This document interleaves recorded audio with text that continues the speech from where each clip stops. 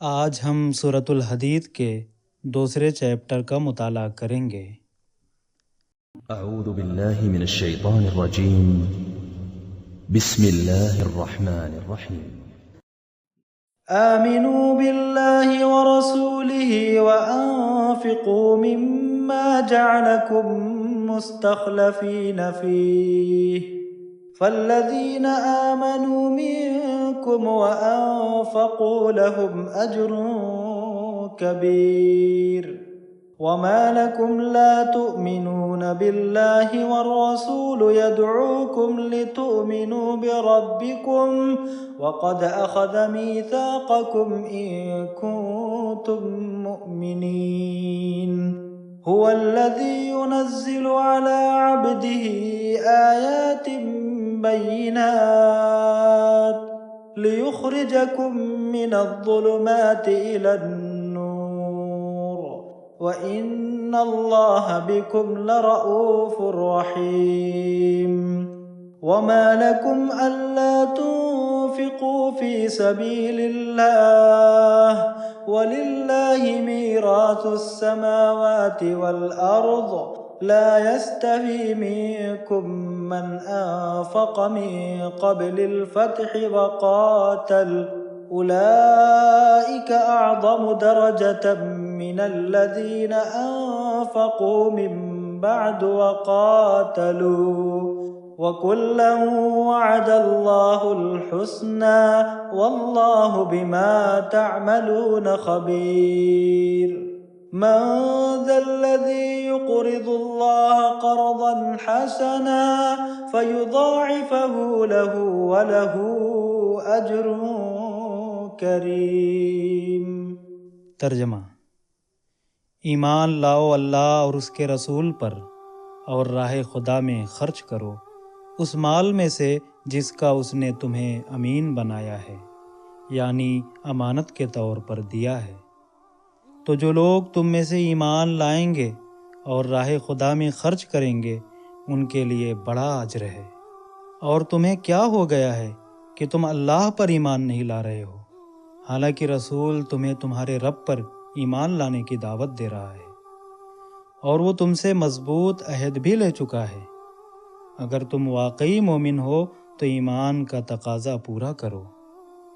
وہی ہے جو اپنے بندے یعنی رسول صلی اللہ علیہ وسلم پر واضح یعنی کھلی آیات اتارتا ہے تاکہ وہ ان آیات کے ذریعے تمہیں اندھیروں یعنی گمراہیوں سے نکال کر روشنی یعنی ہدایت کی طرف لے جائے۔ یقیناً اللہ تم پر بڑی نرمی اور رحم کرنے والا ہے۔ اور تمہیں کیا ہو گیا ہے کہ تم اللہ کی راہ میں خرچ نہیں کر رہے ہو، حالانکہ آسمانوں اور زمین کی تمام چیزوں کا وارث یعنی مالک اللہ ہی ہے۔ تم میں سے جن لوگوں نے فتح مکہ سے پہلے راہ خدا میں خرچ کیا اور جہاد کیا، اور جن لوگوں نے بعد میں خرچ کیا اور جہاد کیا، برابر نہیں ہیں۔ فتح مکہ سے پہلے خرچ کرنے اور جہاد کرنے والے بعد والوں سے درجے میں بڑھے ہوئے ہیں، جبکہ اللہ نے تو دونوں سے ہی اچھا وعدہ کیا ہے، اور جو کچھ تم کرتے ہو اللہ اس سے اچھی طرح باخبر ہے۔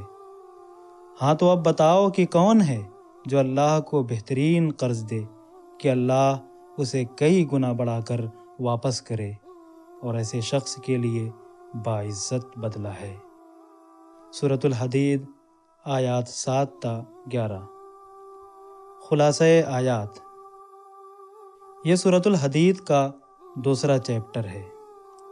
ابھی آپ نے اس سورہ کی آیات 7 تا 11 تلاوت کی ہیں۔ آیت نمبر 7 میں ایک بات آپ کو بڑی عجیب لگی ہوگی کہ اللہ تعالیٰ ایمان والوں ہی سے خطاب کر کے انہیں ایمان لانے کی دعوت دے رہے ہیں۔ ایسا اس لیے ہے کہ سچا مومن ہونے کے لیے خدا کی مکمل اطاعت یعنی فرما برداری شرط ہے، اور خدا کی مکمل اطاعت یہ ہے کہ آدمی ان تمام کاموں کو کرے جن کا اللہ نے حکم دیا ہے، اور ان تمام چیزوں سے رک جائے جن سے اس نے روک دیا ہے، ورنہ صرف زبان سے ایمان کا دعویٰ کرنے سے آدمی سچا مومن نہیں ہو سکتا۔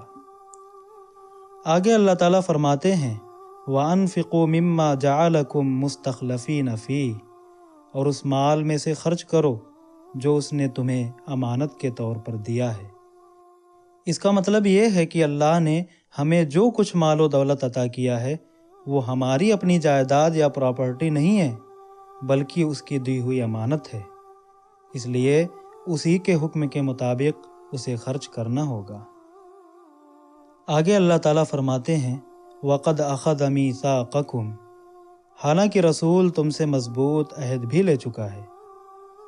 اس کا مطلب یہ ہے کہ جب ہم آمنت باللہ ورسولہ کہہ کر یہ مان چکے ہیں کہ ہم اللہ اور اس کے رسول پر ایمان لاتے ہیں، تو اپنے عمل کے ذریعے بھی یہ ثابت کرنا پڑے گا کہ ہم واقعی اللہ اور اس کے رسول پر ایمان لانے والے ہیں۔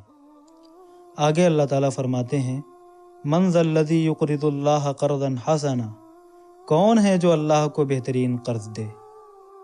یہاں راہ خدا میں خرچ کرنے کو قرض حسن یعنی بہترین قرض اس لیے کہا گیا ہے کہ اللہ اسے کئی گنا بڑھا کر واپس کرے گا، یعنی ایسے شخص کو خدا آخرت میں ایسا باعزت بدلہ دے گا جس کا اندازہ کوئی نہیں لگا سکتا۔